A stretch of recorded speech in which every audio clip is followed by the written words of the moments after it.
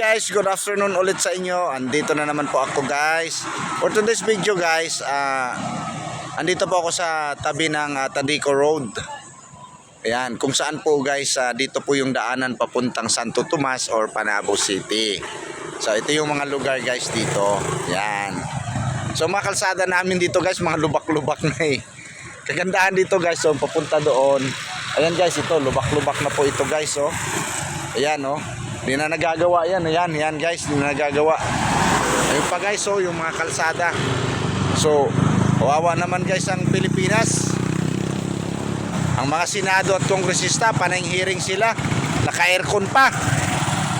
Pero yung kalsada dito, hindi magawa-gawa guys, oh. Imaginin mo yan, oh. Yan.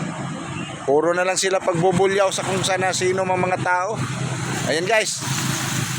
Oh. Sira yung mga kalsada dito guys. Di man lang nabuo guys. Hirap. Pinakakuan dito guys, yung kalsada namin ba, pinaka-importante na maayos dito guys.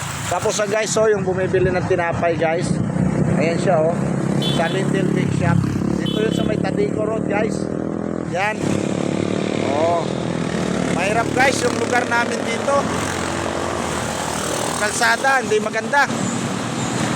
Kailangan maayos na ito guys. Ang tagal na ng panahon, no? Kasi dito dumadaan yung mga truck, nagkakarga ng mga graba. Sige guys, maraming salamat po.